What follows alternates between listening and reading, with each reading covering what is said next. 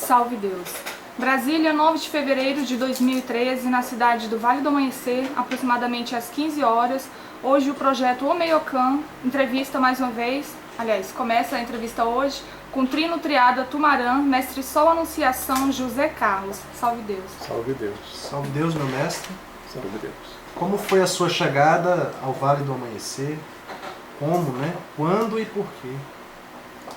Bem, quando eu vim do Rio, quando nós viemos, porque Diná também estava trabalhando e viemos transferidos para cá, para Brasília, nós tivemos uma certa dificuldade nesta acomodação, porque Diná tinha uma cobrança muito séria, muito vigorosa de um espírito que antes de nós virmos para cá, ainda no Rio, e nós estávamos cuidando disso, porque eu não entendia muito. Eu lia alguma coisa sobre espiritismo, mas eu não seguia nada assim. Andei indo a alguns lugares, mas chegava um momento, ia 5, 6 vezes, chegava um momento eu achava que não era o meu lugar, que não estava harmonizando com aquilo, saía, procurava outro. E quando nós viemos para Brasília, começou uma nova fase, porque a tia da Diná era uma das fundadoras da Federação Espírita aqui. Então nós começamos a frequentar para ver se aliviava. Fizeram muitos trabalhos, muitas coisas, mas não adiantava. Esse cobrador vinha, nós já tínhamos tratado ele. Nós fomos em Salvador, nós fomos a Mãe Menininha, do Gantuá, tivemos mais em 2 centros lá de trabalho. A coisa melhorava um pouquinho e depois voltava violenta, querendo que ela se matasse. E era difícil, porque a gente não tinha assim muita... Eu não tinha conhecimento quase nenhum da doutrina espírita, né, para conseguir lidar com esse tipo de coisa. Aí um rapaz que nós estávamos trabalhando na Presidência da República, um rapaz lá falou, tem um aqui que trabalha lá no Vale do Amanhecer, ele trabalha aqui no Palácio, você podia falar com ele, conversar, quem sabe vocês dão uma chegada lá. Aí eu fui falar com ele e ele me explicou tudo e tal. Eu ia lá uma quarta-feira, ou no sábado, que a gente vai tomar conta disso aí para vocês. Então tá bom. Aí nós viemos num sábado, e aí acontece que quando nós chegamos aqui, nós chegamos um pouco cedo, a tia estava parada ali na porta da Casa Grande, a posição que ela gostava, punha a mão na cintura, ficava com a outra com o cigarro, né? E estava sozinha. Eu ainda falei para a Dinaldo, essa aí é a tia Neiva, conheci ela de fotografia. Aí eu parei quase em frente a ela, naquela época a gente parava ali em frente à Casa Grande, estacionava o carro ali, não tinha esse movimento todo. Então nós... Quando saltamos, eu saí pelo lado assim, passei em frente a ela, falei assim, boa tarde. Ela falou, meu filho, eu estava te esperando há tanto tempo. Aí a Diná já ficou meio assim. Mas aí nós entramos, ela chamou o mestre, que já desencarnou, o índio, e colocou ele à nossa disposição para explicar tudo. Nós entramos no templo e Diná estava meio assim, com as indumentárias. Ela estava mal impressionada assim com as indumentárias, achando que aquilo era muito fantasia, muito não sei o que e tal.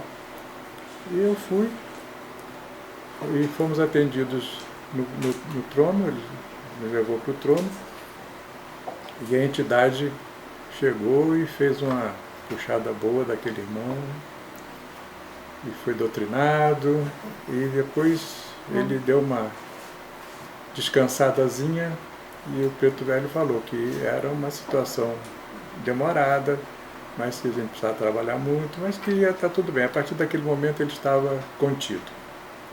E ela já tinha tentado suicídio várias vezes, e a gente sempre conseguindo,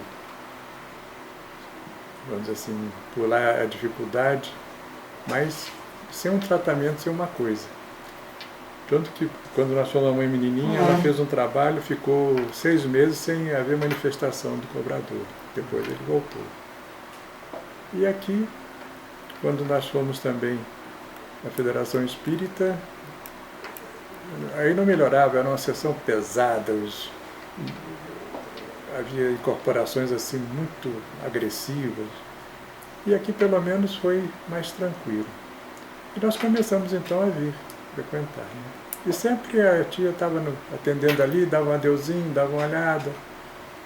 E aí um dia ela mandou nos chamar. Eu fui lá, sentamos, elas falaram, vocês precisam trabalhar, desenvolver, porque é a única forma que vocês têm de ultrapassar essa dificuldade.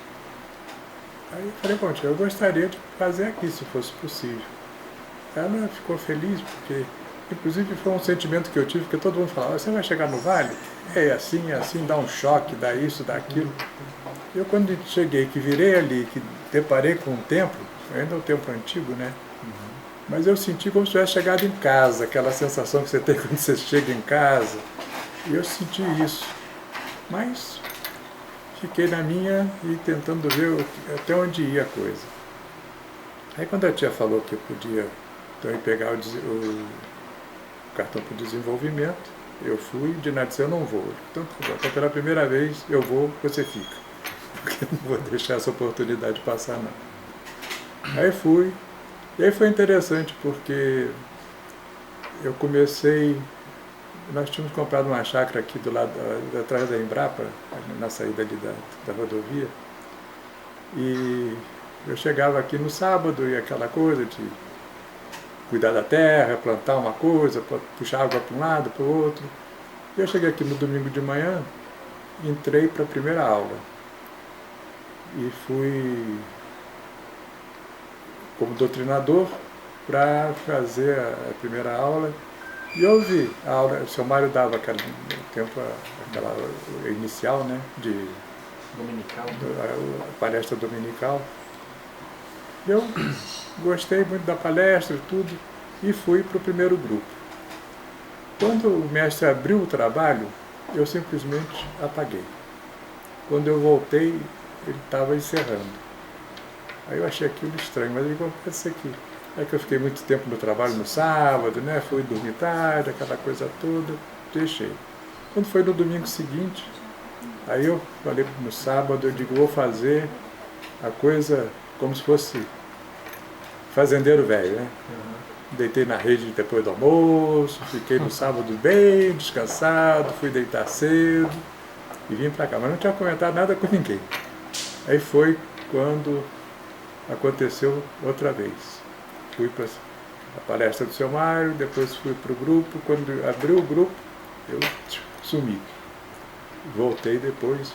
Eu fiquei muito bravo, né, comigo mesmo. Digo, poxa, como é que acontece isso? Eu sou um cara que não...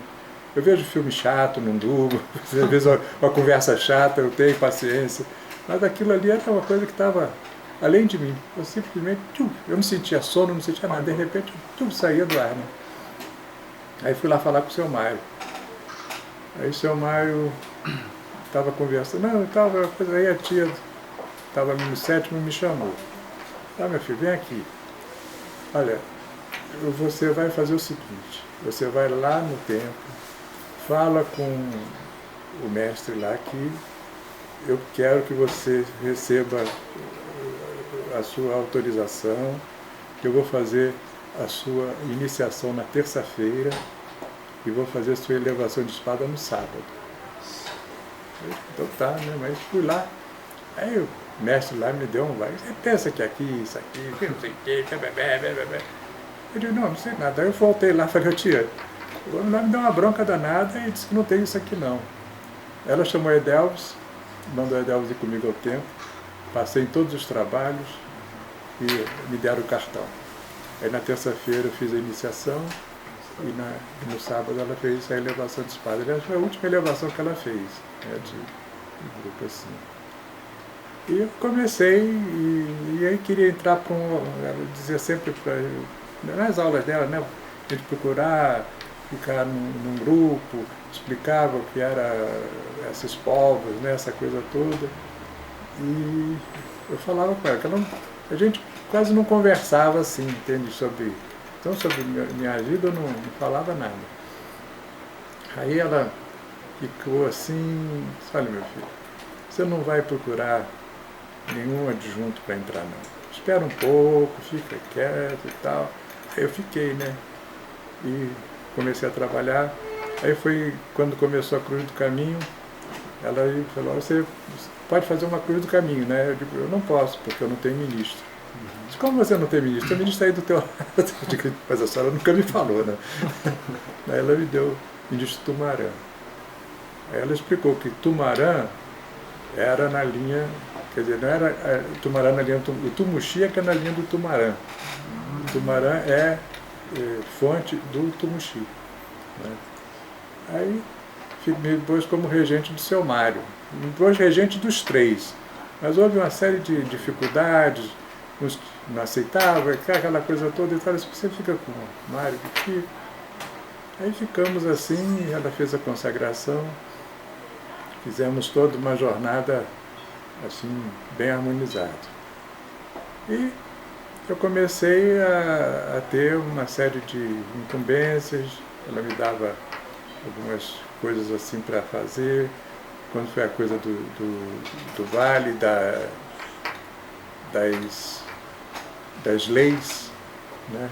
Ela pediu que eu desse uma mãozinha, eu fazia, porque eu estava na presidência, então eu fazia, a gente ainda não tinha computador na época, então era uma máquina, acho que era National, que tinha uns cartões de plástico, parece um plástico assim, e gravava. Então eu comecei a passar as leis, eu passava limpo, trazia, conferia, aquela coisa toda. E ficamos assim numa atividade bem interessante, porque eu fui aprendendo muito, né?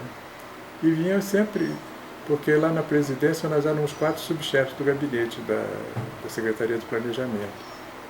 E a gente ficava às 7 horas da manhã e saía só quando o presidente saía, que era 10h30, 11 horas da noite. Aí o chefe do gabinete estava assim, porque a gente às vezes ficava à toa mesmo, não tinha nada, né? O presidente às vezes viajava, aquela coisa toda, mas o secretário ficava, a gente ficava. Aí o chefe do gabinete chamou a gente, olha, vocês são 4, eu vou fazer o seguinte, eu vou dividir 2, para de manhã, 2 para de tarde. Então de manhã entra às 7, sai a 1, e os outros 2 entram a 1 e sai quando for liberado. Como eu sei que o pessoal gosta de dormir muito, né, eu digo, eu quero de manhã. Aí comecei, aí entrava às 7 e saía às 2. Não, saía 1. E nesse horário, depois da 1, eu ia pegar a Diná, que também estava trabalhando lá com a gente, deixava ela lá na presidência e vinha para cá. Então, assim, cerca de 2 horas, 2h30, eu estava aqui. Aí ficava com a tia. Então foram 2 anos que eu convivi com a tia, assim, o tempo todo. Via a tia triste, via a tia brigando, via a tia chorando, via ela rindo, via ela... E a gente ficava, eu ficava depois pro... Como é que chamava? A gente ficava até tarde. Corujão. Né?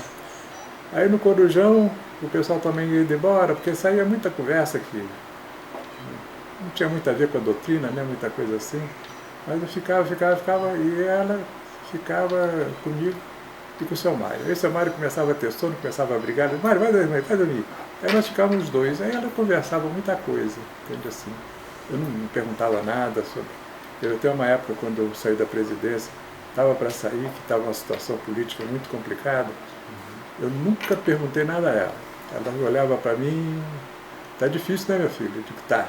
Não, mas fica com calma, vai tudo se resolver bem. E aí tudo se resolveu bem, né? E a gente teve uma experiência muito boa com as leis, com as coisas todas. E eu vejo que isso é que nós precisamos legar para esse povo que está chegando, entende? Tem uma situação assim que eu vejo agora, tá certo, tá tudo diferente, um pouco diferente, mas é porque se perde um pouco a base das coisas, né? Por exemplo, uma coisa que eu me bati muito, mas eu vou até um certo ponto, porque eu acho que cada um tem sua responsabilidade, né? A minha responsabilidade sempre foi, de acordo com a minha linha Tumarã, era de ensino, de aperfeiçoamento, de trabalho, né? Tudo isso, né? Mas isso aí foi interrompido depois, porque vão mudando as coisas, vão mudando as pessoas, e muitos até não têm nem noção do que é ser aquele trabalho, do que tem que ser feito naquele trabalho. Mas a gente respeita, porque eu digo, aqui eu estou sob autoridade muito maior que é o Pai Seta Branca e esses mentores, né, do Amanhecer, o ministro, tudo isso. Então eu digo, se eles estão deixando que as coisas aconteçam, é porque elas têm que acontecer. Por algum motivo isso está acontecendo, né? Então eu acho que a gente tem que fazer uma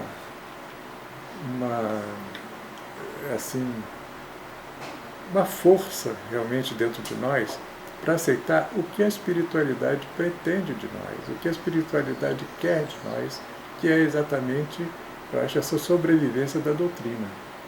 Porque já essa divisão que teve dos dois irmãos é uma divisão que ela tem dois aspectos. Tem um aspecto da divisão em si, que foi uma coisa muito, acho que assim, um motivo bobo, né? Que é mais material do que espiritual, não há divergência na parte espiritual, porque eu vejo os grupos todos que se formaram e todos estão ainda ligados aqui. Né? Eu vejo pelas Dharmoshinto, porque é que eu tenho aquela ligação maior, que eu sou o adjunto de apoio das Dharmoshinto, e a gente fica assim numa situação de dificuldade às vezes, porque, por exemplo, 1º de maio, muitas ligaram querendo vir, 1º de maio. Que vocês veem, toda a doutrina é o Pai Seta Branca, né? É a presença dos mentores. Então nós temos que estar juntos, onde vocês se sentirem melhor. Nós não temos que dar, porque esse é do Beto, esse aqui é do Raul, isso aí para nós não tem o menor interesse. Se não querem que faça certas coisas, a gente não faz, porque a espiritualidade está vendo que não é feito porque existe uma determinação superior para não se feito, né? Mas eu acho que essa é uma fase, eu acho que assim é como se o Pai Seta Branca estivesse testando cada um de nós. Nós estamos nos preparando para uma grande revolução, vamos dizer assim, espiritual, né? Todas as doutrinas, principalmente as de base hinduísticas, elas têm aquela famosa guerra, né, do final dos tempos, né, onde vai acontecer aquela grande campanha do bem contra o mal. E eu acho que nós temos que estar preparados. Mas como nós vamos estar preparados? É se nós estivermos em condições de estarmos bem treinados, de estarmos com a nossa mentalidade mais aberta, mais equilibrada, conhecendo realmente os trabalhos. Porque eu acho que é importante de tudo é a gente saber o que é o trabalho, né? Por que estamos fazendo o trabalho. E assim a gente vê que muitos não têm, eles fazem, porque aprenderam a fazer, mas não sabem o porquê fazem, né? Eu acho que isso é que precisa ser mais esclarecido. Mas eu acho que eu já fiz uma parte, quando fiz as observações de Tumarã, eu comecei falando com o seu Mário, perguntando se ele não queria fazer, né? A gente fazia junto, desenvolvia aquela matéria toda. Disse, Zé, vamos perder tempo não, porque o Jaguar não gosta de ler. Então tá bom, então eu fiz o Manual das Dharmoshinto, porque eu acho que, principalmente o Apará, ele tem muito pouca doutrina, porque ele chega o primeiro dia, já quase incorpora e por aí vai e fica entregue ao mentor, né? Então eu achei assim que precisava dar umas explicações sobre determinadas coisas e tal. Aí depois, quando o seu Mário partiu, eu resolvi fazer então as observações de Tumarã. E tem algumas coisas que estão sendo bem aproveitadas, mas a gente teve assim, muita resistência até mesmo do corpo mediúnico. Muitos presidentes proibiram que o seu povo lesse. É uma coisa assim que eu não entendo, mas quer dizer, eu compreendo, porque normalmente o presidente de templo são muitos, e nesses muitos tem muita mistura. Tem uns que são por vaidade, eles não são pela doutrina, eles são por vaidade. E eles querem que o povo deles só saiba o que vier por ele. Fora, ninguém pode fazer nada, né? Ninguém pode buscar uma coisa. Né? Então eu tive muito contato com eles, porque no tempo do Beto, quando eu fui vice-presidente, eu fui às reuniões de presidente, essa coisa toda. Então a gente sente que é um toque de vaidade muito complicado na mente de cada um, entende? Que atrapalha, né? Outros não, outros são plenamente abertos, tudo. E eu fiquei assim, porque quando o Raul estava para assumir aqui a direção, houve uma onda aí contra mim, porque eu acho que eles acharam que eu estava explorando, que eu nunca cobrei nada por isso, entende? Nunca quis nenhuma coisa, eu quis apenas ajudar o pessoal, né? E aí falaram o que ia fazer, ia acontecer, a Diná estava muito nervosa, eu não sei porque você continuou com isso e tal, eu digo, então eu vou parar. Aí eu fui aqui no Raul, falei, olha Raul, estou saindo, eu tinha aberto um site, eu digo, estou fechando o site, se você quiser ficar com o site fica, mas o material eu estou tirando e não vou mais fazer nada. Aí deixei lá com ele, falei com a Carmen Lúcia e voltei. Quando eu entrei aqui, de nada estava chorando, porque tinha havido uma série de comentários, de coisas. Aí eu falei, olha, acabou, não tem mais nada, não vou mais mexer com coisa nenhuma. Aí nesse instante a mãe Tilde se incorporou. Eu falei, ô meu filho, você não vai parar não. Você vai parar de aparecer, de distribuir, de fazer, mas você vai continuar fazendo aí sua maquininha. Você vai continuar fazendo, porque você então vai ficar muito feliz de saber que tem um mestre lá no fim de uma mata, trabalhando bem por causa do seu trabalho. Então tá bom, aí eu continuei, né? Aí depois, quando eu mudando daqui, eu deixei ali com o menino para ele ficar, ele fazer, eu digo, olha, eu quero que você faça, porque eu estava aqui, era fácil, o pessoal vinha no meio da semana, né, dava uma cópia, uma coisa, um disquete. Aí eu falei com ele, eu digo, olha, eu não quero exploração comercial. Aí ele começou a fazer, e vende a R$3, R$4 assim, o disquete, então tudo bem, né? Eu fazia uma coisa assim de ajudar quem vem. Realmente tem sido o meu trabalho, né?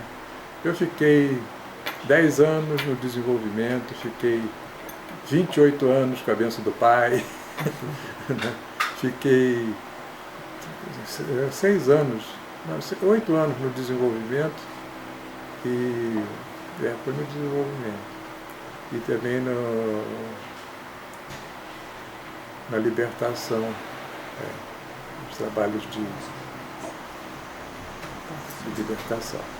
Então eu fiquei assim, de repente eu fui diminuindo a minha passagem, porque havia muita coisa se contrária, muita onda, e eu acho que a gente está aqui para trabalhar, para produzir, não está aqui para discutir, nem para perder tempo, né?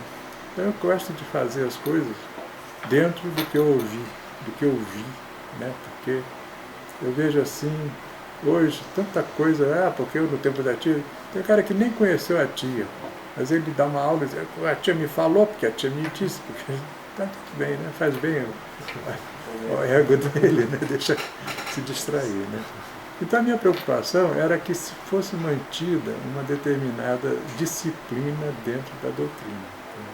Não uma escravidão total, mas sim uma disciplina, que cada um soubesse o que está fazendo. Eu, por exemplo, eu falo nas reuniões da Dharma Shinto, eu digo, escuta, vocês falam muito em magia, magia, magia. Mas o que é magia? A magia de Nosso Senhor Jesus Cristo. O que é isso? Magia é uma forma antiga, muito antiga, perdida no tempo, de manipular força. O mago o que faz? Ele faz, primeira coisa, ele demarca uma área onde ele vai trabalhar. A área de ação da energia dele, da energia que ele vai buscar. Isso nós temos no templo, são os castelos. Cada castelo é uma área. Quando você vai fazer uma magia, você vai buscar as forças na vertical. As forças superiores você vai na vertical. É o que nós fazemos quando nós fazemos a emissão. Então você parte na vertical. E você vai distribuir aquela força que vem, aquela área que você determinou, para poder agir. Aí é na horizontal, é o campo. Você está manipulando no campo. Então quando você vai fazer um trabalho, você vai, por exemplo, para uma indução. Quando o mestre começar a fazer a emissão dele, mentalmente você faz a sua emissão e faz o seu canto, porque você está preparando as suas forças, porque você vai trabalhar só com a força do mestre, né? Então você cada um fizer, vai ter um potencial muito maior daquele trabalho, né? Porque vocês estão praticando a magia naquele momento, né? Estão lidando com aquelas forças que a gente nem sabe ao certo de onde vem e que quantidade vem, como vem, mas são as forças que vão trabalhar aqueles pacientes, né? Então eu acho assim que a gente tem que ter essa união harmônica de cada trabalho, cada um sabendo o que faz. O desenvolvimento é o quê? Desenvolvimento são pessoas que têm condições, vamos dizer assim, de trabalho psíquico, né? De trabalho espiritual. Pode ser um magnata, pode ser uma mulher que trabalha na feira, pode ser uma empregada, pode ser um sapateiro. Ele não tem especificação porque aquela encarnação faz parte do acerto dele, do espírito dele, né? Mas acontece que ele tem uma força, ele tem um poder, ele tem muita coisa que ele pode se botar à disposição, não só para o bem dele, como o bem dos outros, dos irmãos, né? Mas isso tudo tem uma disciplina.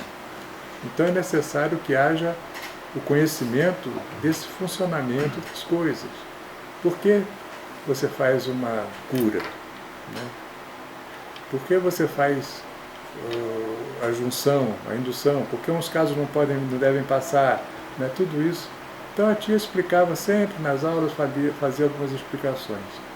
E eu vejo que isso está sendo afastado um pouco em função da pouca, vamos dizer assim, utilização do que nós temos no nosso acervo para os que estão chegando, entende? Então eu vejo assim, por exemplo, no desenvolvimento,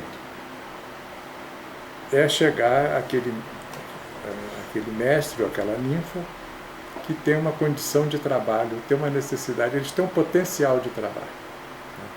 Então o que vai acontecer? Eles vão entrar no desenvolvimento, não é para aprender a doutrina, mas eles vão entrar no desenvolvimento para se ajustarem o espírito de cada um com os mentores que estão chegando para o trabalho. Então essa é a finalidade. Quando faz a iniciação, é quando junta a força do espírito com aquele do mestre ou da ninfa. Então já começa a trabalhar no atendimento. E vão fazer depois a elevação de espada quando há uma liberação geral da energia deles para receber o povo de Cachoeira e trabalhar numa estrela pendente. Não precisa ficar preocupado, tem que fazer isso, tem que fazer aquilo, tem que participar. Não precisa, é só esse ajustamento que é feito. É tudo muito bem bolado na espiritualidade, né? Não há necessidade de já saber como é que faz isso, como é que faz... Não, isso tudo tem seu tempo, mas é necessário que seja no momento certo, para facilitar a caminhada dele, né? Então acho que tudo isso a gente precisava, de uma certa forma, reconstituir dentro da doutrina, independentemente de ser de Raul ou de ser de Beto, entende? Acho que isso aí é mais uma prova das dificuldades que a gente tem com o Vale das Sombras. Que eles têm o interesse de não deixar a gente se desenvolver, a gente começar a progredir, porque eles perdem terreno. Então, acho que o mais fácil para a gente contornar todo esse sistema é como nós fizemos, é amando, né? A gente tem aqui casos e mais casos que eu fiquei assim, pensando e decidi, achando que estava bem e realmente deu um bom certo.